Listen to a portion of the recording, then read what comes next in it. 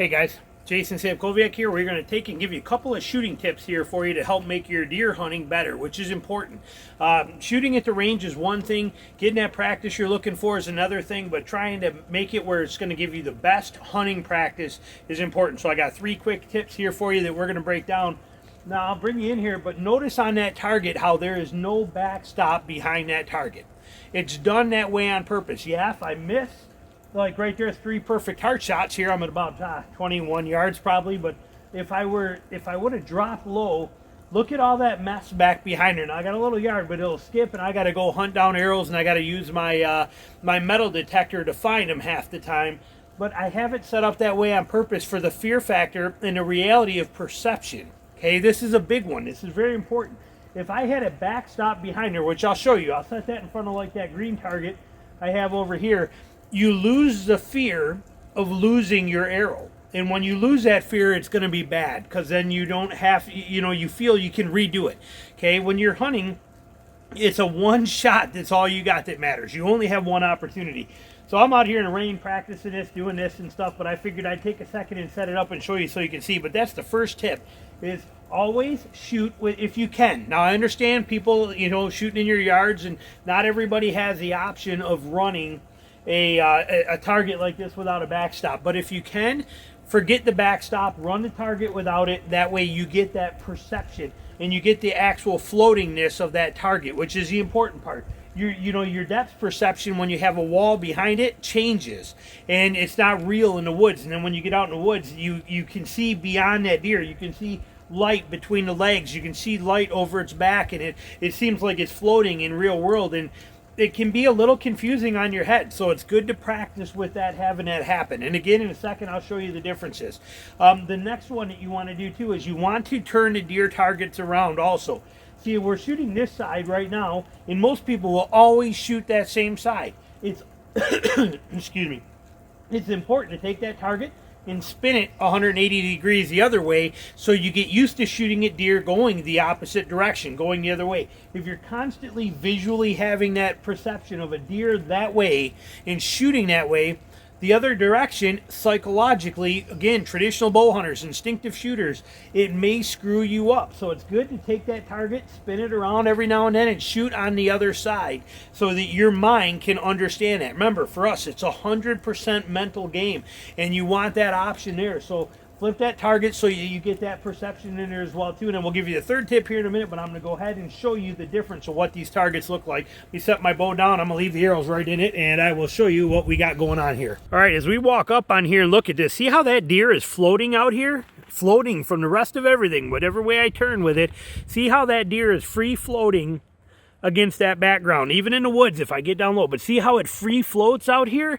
That messes with your perception and your depths and all that kind of stuff, not to mention the fear of you losing an arrow and that arrow taking off out into that stuff out there. So it's a pretty scary concept to deal with. Now, if we set this against that target stop that I have over there, for example, we'll see the difference. Now, if you look at it here, notice, now I have, obviously that bag target is a pretty poor example of a backstop, but it's the only thing I got to give you an example because I don't use backstops. But see how you lose all of that perception of that deer free walking and being on his own, and how it doesn't have that? You've lost all of that function because you have a safety net behind it. You have that backstop, and you lose the three-dimensional aspect, and you lose the fear of losing an arrow. If you look out here, hit my other targets out here on my broadhead range, which is also where I practice for my tree stands. I got a ladder stand right here. You can see the ladder stand, and this is my broadhead range out here. I got 3 targets out here. But if you look at these deer, look at that one right there. See how that's free floating? And that looks real world. Okay, that one has to be next to a tree because the legs, that thing's about done. It's like 15 years old and about shot. This one here, though, see how it free floats and how that looks natural in this environment, just like a deer would? That's what you want. You want that factor to it. You do not want backstops. Okay, if you can avoid it. Same with that one. Look at how that deer free floats out there and gives you that effect. So that's kind of what you want to have. It's going to be more real world. It's got the dimensional aspect to it, and the light between the legs and everything you're looking for. Now also notice, as you look at the way the arrows are in this target, we're broadside to it right now. See how they're quartering away? That's still the same arrows that I shot when we started this video. Notice that I had that deer quartering away on that angle when I shot at it. You may not have noticed that when it was back there, but that's the angle I shot on it. Look at it when it's completely broadside to that target. You can see the difference. Look at that quartering away angle. I do that on purpose because I like quartering away angles. They are my absolute favorite way to shoot. I prefer them over broadside. So make sure you practice multiple angles. And you'll see shots on this target. This is pretty much a brand new one. I just pulled this out literally about 4 days ago, 5 days ago. You can see, but you'll start, as my targets start to wear, you'll start seeing a lot of shots in this area here. You'll see a lot of hits over here. You'll see a lot of hits in here. You'll see them in the zone, but you'll see a lot over here too, because I will actually practice shooting on angles like this, because those are shots that I would literally like to take, way more than a broadside type shot. So practice with the shooting of the different angles. And like I said, spin that target all the way around so you get the effect of it heading the other direction. Last tip I want to give you too is going to be make sure that you shoot low light conditions as well too. It's starting to get kind of dusk out here right now. I'm probably going to only shoot a couple more groups, but I make a point before season starts to practice shooting in low light conditions, like when it's basically last light, because that's when you're most likely to see animals and have that happen. And you can see on my broadhead range out here, and you can see we got a bear target right here too. We got that bear target. Try picking a spot on that dude. And here's a perfect example of quartering away stuff, okay? From where I shoot at, notice that we got this here, but notice not my stuff is not all up here in the front. It's all back here. I shoot at this quartering away because I prefer the quartering away shooting. But on my broadhead course out here, what's nice is I can be out here, and when it starts getting low light, those deer, where I have them, they're in a natural environment. They're going to blend into that background really well. Makes it really hard to see them in low light conditions because you're not, you're against the ground, and it gives it for some very realistic shooting. If I kind of climb up here just a couple of steps even, let me just go up a few, but it'll put it into perspective for you and show you. Go up just one more here. So I'm only probably about 8 feet, 9 feet up right now. But look at this deer even here. Look at those deer. See how they start blending into the backgrounds very well, and they start getting harder to see. When that's low light, that gets to be incredibly tough to pick a spot on those. So it's important to practice in the low light conditions so that you get that knowledge.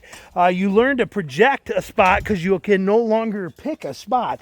When you can't pick a spot on an animal, pick a hair, or see the muscle line because it's getting too dark out, you need to have something that is going to give you that option. So you have to learn to project a spot on the actual animals. Now, the projecting a spot aspect, let's say that you were looking at this muscle line that's right here is what you're normally doing. You're seeing the light come through on the bottom, the light on the top, and you're picking that spot right in there that you want to shoot at. That's fine and dandy. But now when you lose that when you get into low light situations and you can no longer identify the hair or the lines or anything that's here, or tough to hair something to pick, you need to be able to project that spot on there. So you can use maybe thinking of a red dot from a laser pointer.